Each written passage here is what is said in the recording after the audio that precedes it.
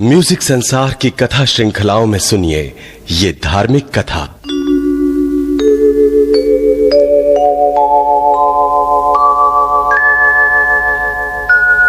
प्रिय भक्तों, हम प्रस्तुत करते हैं श्री महालक्ष्मी महात्म्य व्रत कथा पूजा विधि।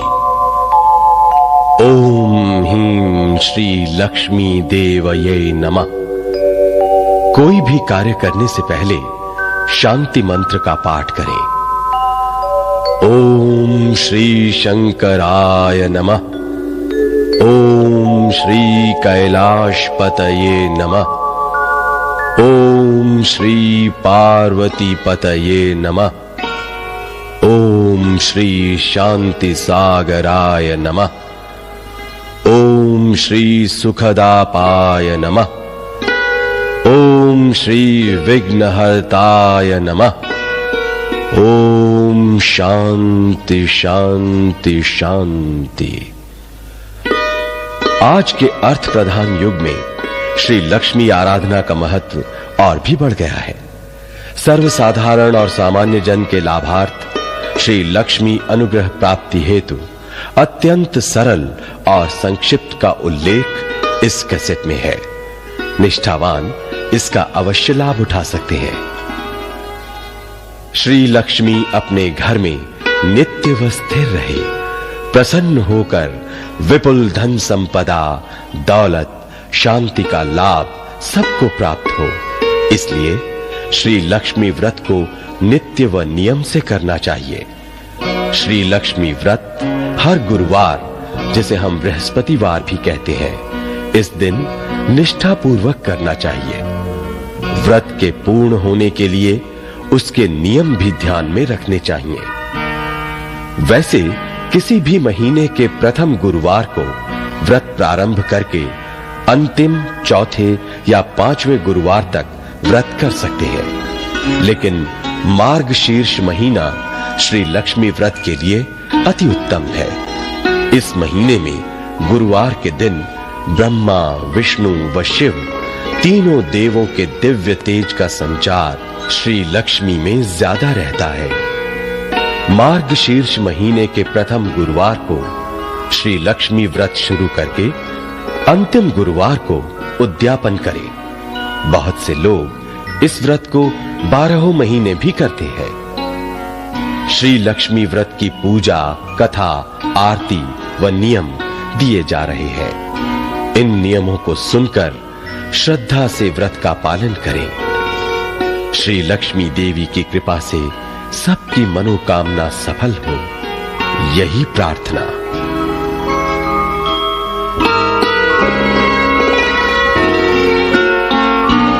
सर्वप्रथम हम प्रस्तुत करते हैं श्री महालक्ष्मी व्रत के नियम। ये व्रत धन, मान, सुख, शांति के लिए तथा श्री लक्ष्मी जी की कृपा रखने के हेतु किया जाता है।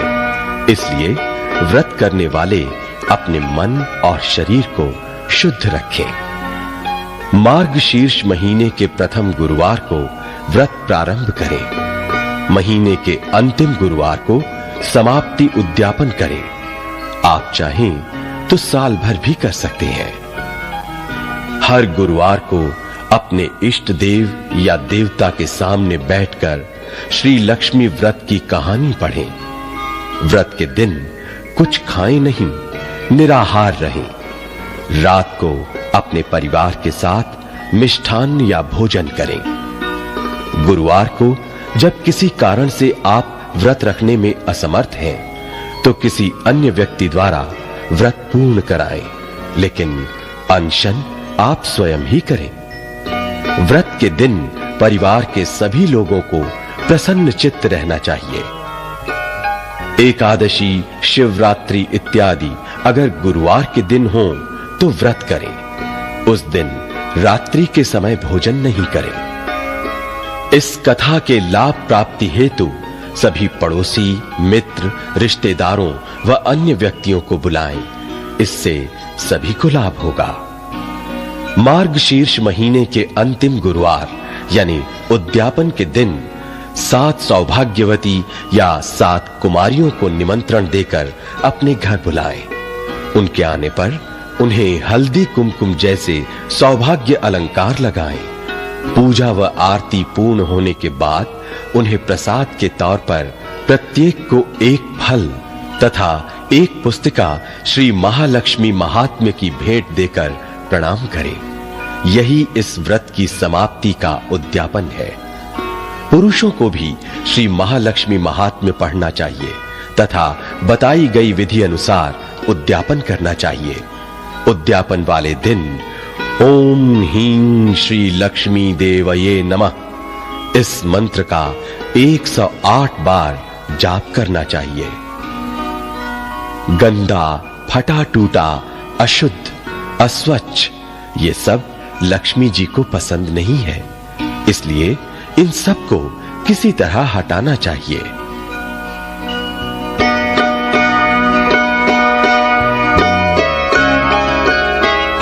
ओम ह्रीं श्री लक्ष्मी देवये नमः। श्री लक्ष्मी की पूजा पाठ विधि, स्थापना एवं उद्यापन के बारे में अब हम आपको बताते हैं। पूजा स्थान को साफ गीले कपड़े से पोंछकर साफ सुथरा करें। पूजा के स्थान पर स्वास्तिक चिन्ह का रेखाटन करके उस पर चौखट या लकड़ी का पाट रखें। पाट के चारों ओर रंगावली करें। पाट पर चावल या गेहूं गोलाकार रूप में फैलाकर रखें तथा उस पर हल्दी कुमकुम चढ़ाएं। एक ताम्र कलश में स्वच्छ जल लगभग आधा भरें। इसमें दुर्वा, सुपारी व एक सिक्का डालें। कलश के मुख पर 5 प्रकार के पेड़ों की टहनियों के पत्ते रखकर उस पर एक नारियल रखें। ये नारियल पाठ समाप्ति तक रखना है। कलश के बाहरी तरफ हल्दी कुमकुम का स्वास्तिक रेखाटन करके तथा चावल या गेहूं को गोलाकार बनाकर जो पाट पर फैलाया हुआ है उसके मध्य में कलश को रखें। श्री महालक्ष्मी महात्म्य नामक पुस्तिका में श्री लक्ष्मी जी का चित्र, मंत्र व यंत्र के साथ शुरू में है। उस चित्र को धीरे से निकालकर कार्डबोर्ड पर चिपकाएं या फ्रेम कराएं। इस चित्र को कलश का आधार देकर सामने रखें तथा पास ही इच्छा अनुसार कुछ रुपए सिक्के रखें। पूजा समाप्ति के बाद ये रुपए सिक्के अपने निजी कोष में रख लें। स्वयं आप 3 बार केशवाय नमः, नारायण नमः, माधवाय नमः इस तरह बोलकर जल का आचमन करें और अंत में गोविंदाय नमः कहकर हाथ का पानी छोड़ दें। इसके बाद देवी को स्नान करा के हल्दी, कुमकुम, अक्षत, धूप, अगरबत्ती लगाकर प्रणाम करें। नैवेद्य अर्पण करके आरती करें। इस प्रकार लक्ष्मी जी की पंचोपचार पूजा करें।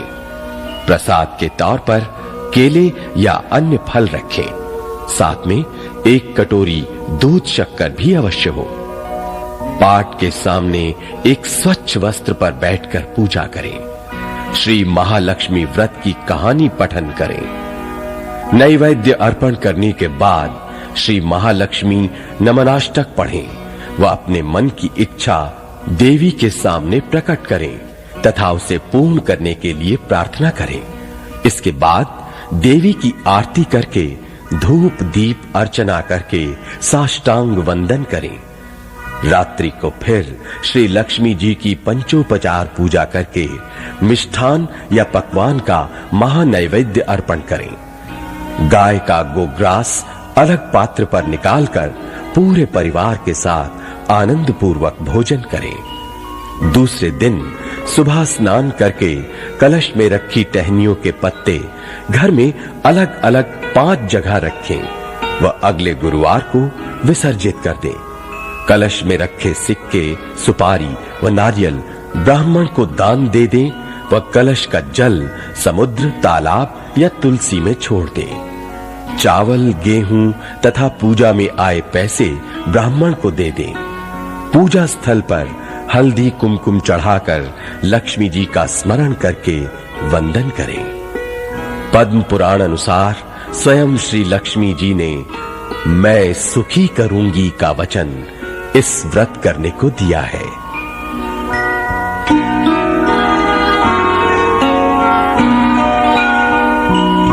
ओम ह्रीं श्री महालक्ष्मी देव्यै नमः।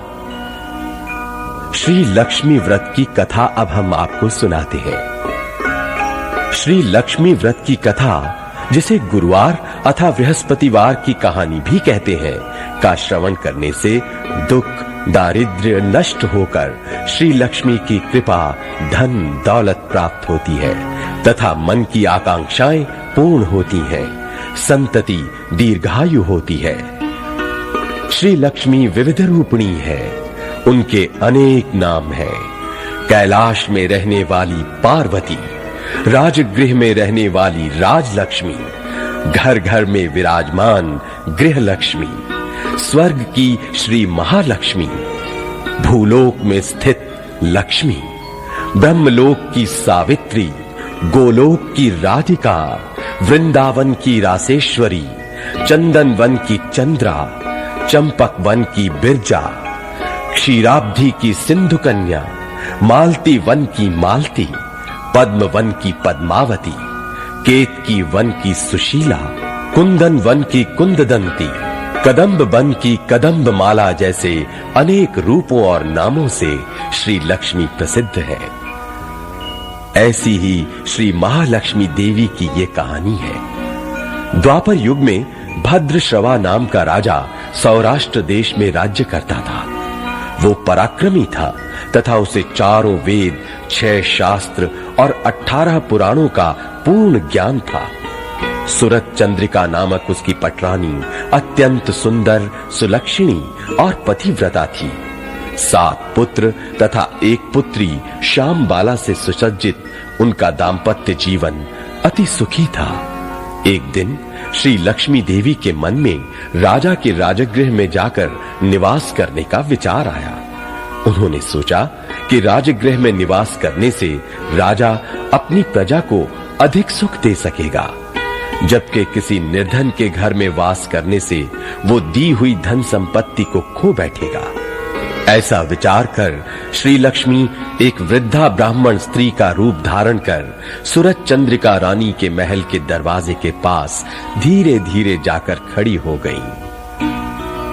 उसे देखकर रानी की एक सेविका ने सामने आकर उस वृद्धा दिखाई देने वाली स्त्री से पूछताछ की। वृद्धा ने अपना नाम, पति का नाम, रहने का स्थान आदि समुचित जानकारी दे दी। वृद्धा स्त्री का रूप धारण किए हुए लक्ष्मी माता कहने लगी, मेरा नाम कमला है, पति का नाम भुवनेश है, हम लोग द्वारका के रहने वाले हैं। तुम्हारी रानी पूर्व जन्म में एक वैश्य की पत्नी थी। वो वैश्य अति दरिद्र था। प्रत्येक दिन उन दोनों पति पत्नी में झगड़ा होता रहता। उसका पति प्रतिदिन उससे मारपीट करता रहता।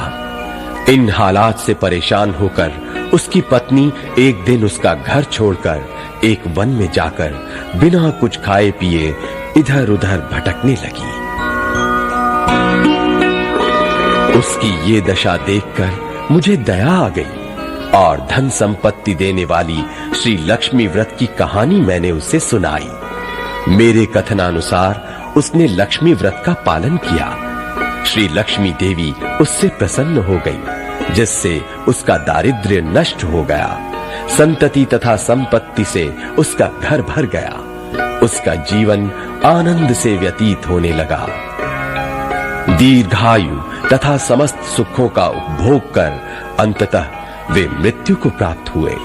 लक्ष्मी व्रत करने के कारण दोनों लक्ष्मी लोक प्राप्त का वैभवपूर्ण जीवन बिताने लगे। जितने साल उन्होंने लक्ष्मी व्रत किया, उतने ही 1000 वर्ष उन दोनों को सौख्य प्राप्त हुआ।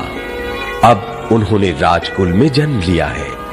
यही स्मरण दिलाने मैं यहाँ आई हूँ। रानी की सेविका ने उससे लक्ष्मी व्रत की जानकारी पूछी, पूजा विधि की भी जानकारी ली।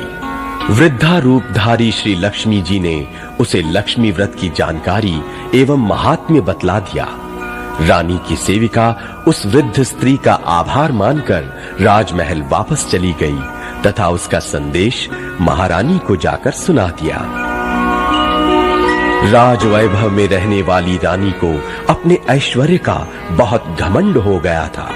वो उन्मत्त हो गई थी। वृद्धा का संदेश सुनकर वो यकायक गुस्से में आ गई और एक वृद्धा ब्राह्मण स्त्री को उद्दंडता के साथ अपमानित किया। परंतु वह वृद्धा स्त्री साक्षात लक्ष्मी थी, ये बात रानी को मालूम नहीं थी। रानी का उद्दाम वर्तन देखकर श्री लक्ष्मी जी ने वहां रहने का विचार छोड़कर अपने स्वयं के ही निवास जाकर रहने का निश्चय किया। वहां से निकलते ही थोड़ी दूर पर उसे रानी की पुत्री श्यामबाला मिली। राजमहल की घटना की पूरी जानकारी मिलने पर श्यामबाला ने उस वृद्धा ब्राह्मण स्त्री से क्षमा याचना की। श्री लक्ष्मी जी को उस पर दया आई और प्रार्थना करने पर उन्होंने श्यामबाला को लक्ष्मी व्रत की पूर्ण जानकारी दी। उस दिन मार्गशीर्ष मास का बृहस्पतिवार था। श्यामबाला ने भाव भक्ति से लक्ष्मी व्रत का पालन किया। इसकी फल प्राप्ति स्वरूप उसका विवाह सिद्धेश्वर नामक राजा के पुत्र मालाधर के साथ संपन्न हुआ। वहां उसे विपुल वैभव प्राप्त हुआ और वो अपने पति के साथ सुखपूर्वक राजवैभव में रहने लगी। इधर रानी सूरत चंद्रिका द्वारा श्री लक्ष्मी जी के अपमान के कारण हुए उनके कोप से राजा भद्रश्रवा के राज का अस्त हुआ तथा उनके वैभव एवं ऐश्वर्य का लोप हो गया। उनकी दशा बड़ी शोचनीय हो गई। एक दिन सूरत चंद्रिका ने अपने पति से कहा, अपनी बेटी का पति राजा है तथा बड़ा वैभवशाली है। उनके पास जाकर अपनी दशा का उल्लेख करने से उनको दया आएगी तथा वो कुछ न कुछ धन संपत्ति अवश्य देंगे। भद्रश्रवा श्यामबाला के पति के राज्य में गया। वहां थक कर एक तालाब के किनारे विश्राम करने बैठ गया। इतने में श्यामबाला की कुछ दासियां जल कुंभ लेकर जल भरने के लिए वहां आईं। उन्होंने राजा भद्रश्रवा को देखा। उन दासियों ने उनके परिचय के बारे में पूछा तथा नाम ग्राम के विषय में पूछताछ की। राजा ने उन्हें पूर्ण जानकारी देकर अपना परिचय दिया। दासियों को ये ज्ञात होते ही कि वे उनकी रानी श्यामबाला के पिता हैं, वे दौड़कर राजमहल पहुंची और श्यामबाला को सारी स्थिति से अवगत कराया। श्यामबाला ने अपने पिता को आदर पूर्वक बड़े ठाट बाट के साथ अपने राजभवन में लाकर सत्कार किया। मिष्ठान्न आदि भोजन से संतुष्ट कर उनकी आव भगत की तथा यथोचित आदर सत्कार किया। कुछ समय पश्चात विदा होते समय श्यामबाला ने उन्हें यथेष्ट धन भेंट स्वरूप प्रदान किया। राजा भद्रश्रवा अपने घर पहुंचा। देखकर सूरत चंद्रिका को अपार आनंद हुआ। उसने भेंट स्वरूप दिए हुए धन कलश को खोलकर देखा तो उसमें धन के स्थान पर कोयला भरा हुआ पाया। श्री लक्ष्मी जी के कोप के कारण ही ये चमत्कार हो गया था। उसके दुख की सीमा न रही। इसी तरह दुख भोगते हुए कुछ दिन पश्चात सूरत चंद्रिका अपनी लड़की श्यामबाला के पास गई। उस दिन मार्गशीर्ष मास का अंतिम बृहस्पतिवार था। श्यामबाला ने लक्ष्मी व्रत धारण किया हुआ था। उसने अपनी माताजी से भी ये व्रत करवाया। सूरत चंद्रिका भी अपने घर वापस आ गई। उसने लक्ष्मी व्रत किया था, इसलिए उसे गतकाल का वैभव फिर से प्राप्त हो गया। राज ऐश्वर्य फिर प्राप्त हुआ।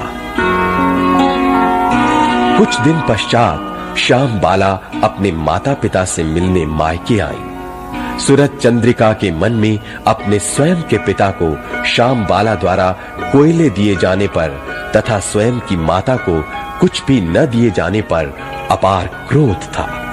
इसी दुर्भावनावश श्यामबाला की किसी ने न तो आव भगत की न कुछ पूछताछ की। उसका वहां अनादर भी किया गया, परंतु श्यामबाला अपनी माता पर क्रोधित नहीं हुई। चलते समय उसने वहां से कुछ नमक अपने साथ बांध लिया। निवास स्थान पर श्यामबाला से पतिदेव ने पूछा, मायके से क्या सौगात लाई हो? तब उसने उत्तर दिया, राज्य का तथ्यांश सार लेकर आई हूं। पतिदेव ने पूछा, इसका मतलब? उसने उत्तर दिया, कुछ देर ठहरो, सारी बात समझ में आ जाएगी। उस दिन उसने भोजन की सभी चीजें बिना नमक के तैयार करने की आज्ञा दी। पतिदेव को भोजन परोसा, परंतु नमक के बगैर तैयार किए भोजन के खाद्य पदार्थ उसे स्वादहीन लगे। पति को अप्रसन्न देखकर उसने भोजन की थाली में कुछ नमक रख छोड़ा। खाद्य पदार्थ में मिलाने पर भोजन रुचिमय और स्वादिष्ट लगने लगे। श्याम बाला ने पति को समझाया कि यही राज्य का सार है, जिससे उसका समाधान हो गया। इस प्रकार से जो भी कोई श्री लक्ष्मी व्रत श्रद्धा पूर्वक भक्ति भाव से करेगा, उसे लक्ष्मी की कृपा प्राप्त होगी, सुख शांति का लाभ होगा, सब मनोकामनाएं पूर्ण होंगी। परंतु संपन्नता तथा वैभव प्राप्त होने के पश्चात लक्ष्मी व्रत करना कभी न भूलें। प्रत्येक बृहस्पतिवार को पोथी का पठन श्रवण अवश्य करें। ऐसी ये श्री लक्ष्मी व्रत की कथा, बृहस्पतिवार की कहानी सभी को सफलता प्राप्त करवाने वाली है। शुभम भवतु। ओम शांति शांति शांति।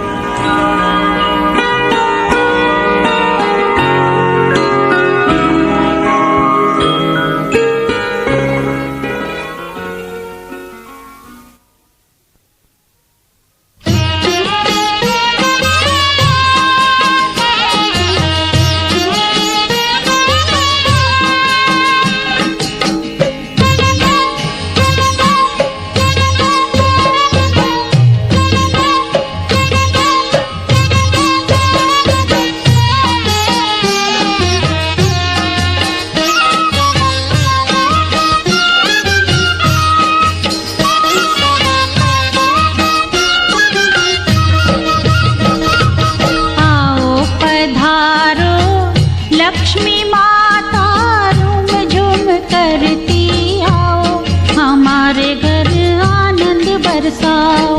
आओ पधारो लक्ष्मी माता रूम झूम करती आओ, हमारे घर आनंद बरसाओ।